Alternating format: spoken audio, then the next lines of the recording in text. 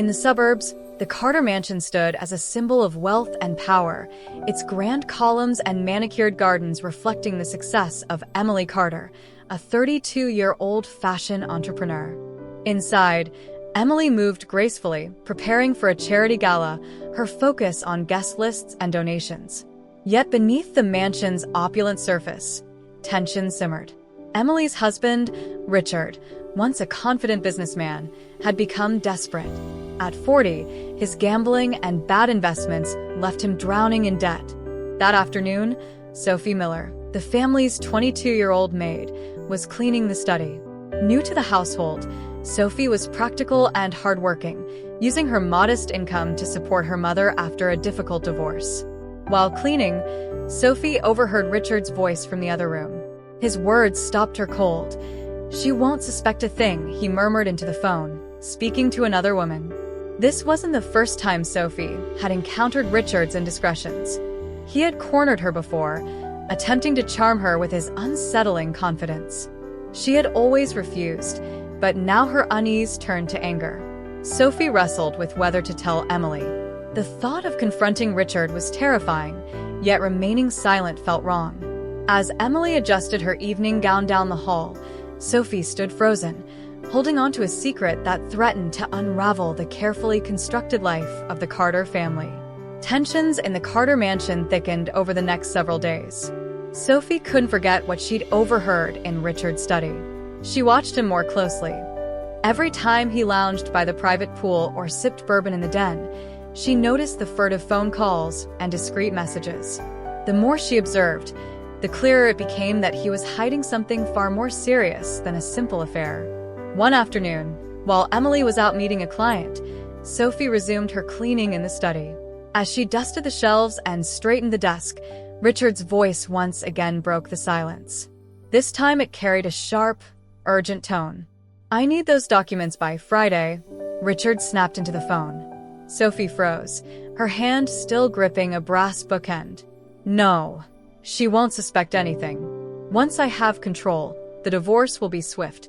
I'll handle the embezzlement charges. Trust me, when she's out of the picture, I'll have the assets and be debt-free." A chill ran through Sophie as the realization hit her. Richard wasn't just unfaithful, he was scheming to frame Emily for financial crimes. He was plotting to strip her of everything: her company, her home, her reputation. The very woman who had built a successful fashion empire through hard work and creativity was on the brink of betrayal by her own husband. Sophie leaned against the wall, her mind racing. She was only a maid, a 22-year-old trying to support her family after her own father had left them destitute. But Sophie's conscience wouldn't allow her to ignore what she had heard. That night, she made a decision.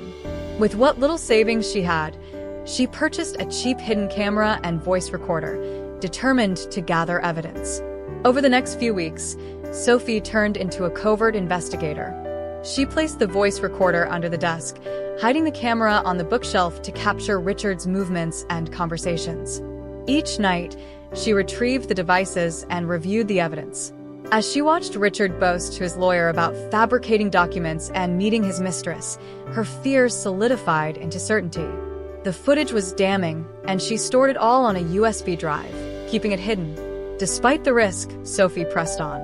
She understood the full scope of Richard's plan, to leave Emily with nothing and walk away clean. But Sophie wasn't going to let that happen.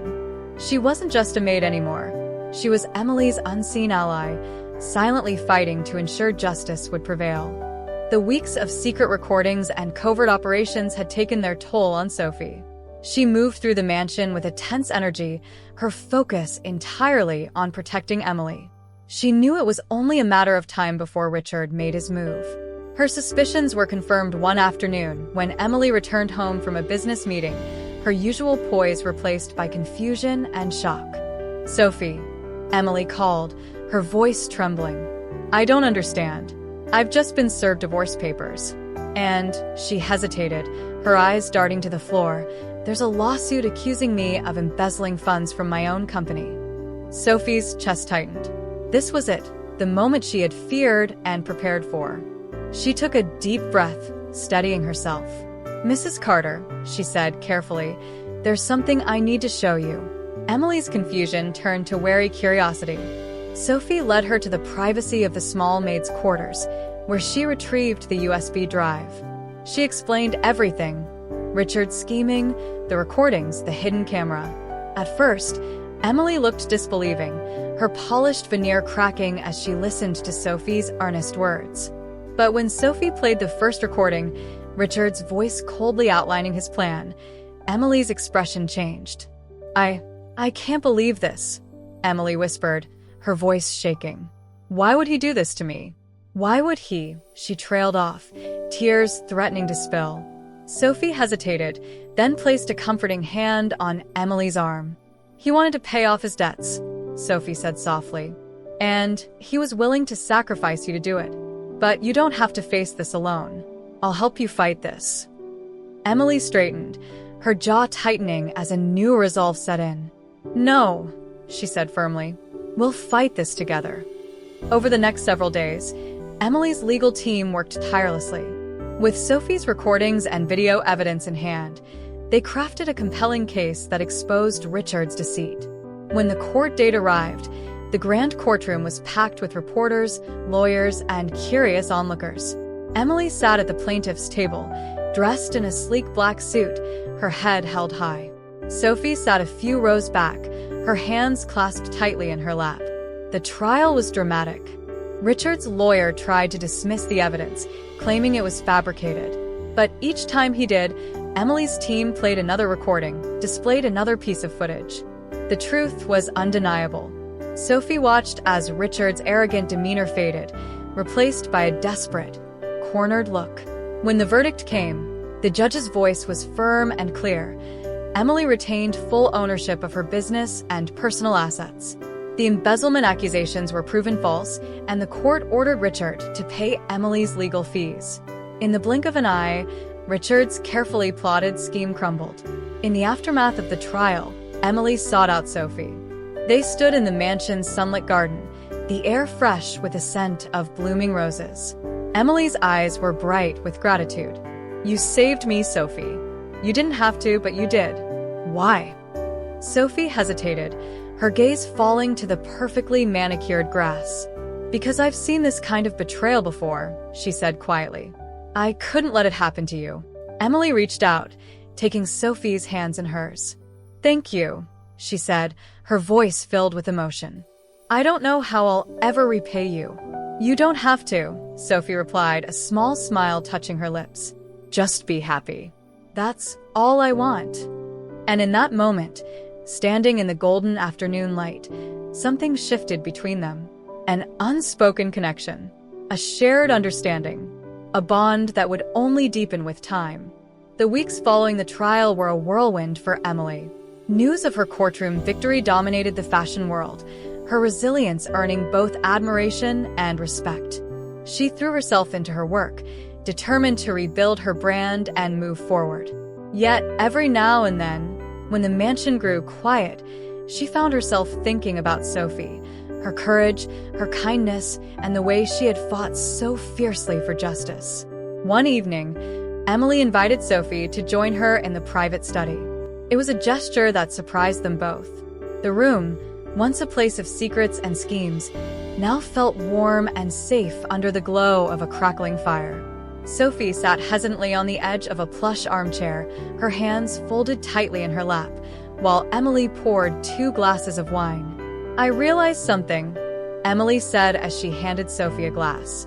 "Through everything that happened, I never really asked you how you felt about any of it." Sophie looked down, her fingers tracing the rim of the glass. "I just wanted to help you," she said softly. "I didn't think about myself much." Emily studied her, a flicker of guilt crossing her face. "But I want to know," she pressed gently. "You risked so much. Why?" Sophie took a deep breath, her eyes meeting Emily's. "Because I've been in your shoes before," she admitted. "When I was a kid, my dad cheated on my mom. He lied, manipulated her, and then he took everything. Our home, our savings, everything. We had to start over with nothing. I remember how powerless my mom felt, how angry and hurt she was." "I didn't want you to feel that way," I didn't want you to lose everything you worked so hard for." Emily's chest tightened as Sophie spoke, her voice trembling with old wounds. "I'm so sorry," Emily said, her voice barely above a whisper. "I had no idea." Sophie smiled faintly. "It's okay. That's why I took the job here, to help my mom and make sure we never go through that again. But when I saw what Richard was doing, I just couldn't stay quiet." They sat in silence for a moment, the firelight casting soft shadows across the room. Emily sipped her wine and let Sophie's words sink in. For the first time, she saw Sophie not as her employee, but as a young woman who had faced unimaginable challenges and still found the strength to stand up for what was right. "You're not like anyone I've ever met," Emily said, a small, grateful smile breaking across her face. "You're brave, Sophie.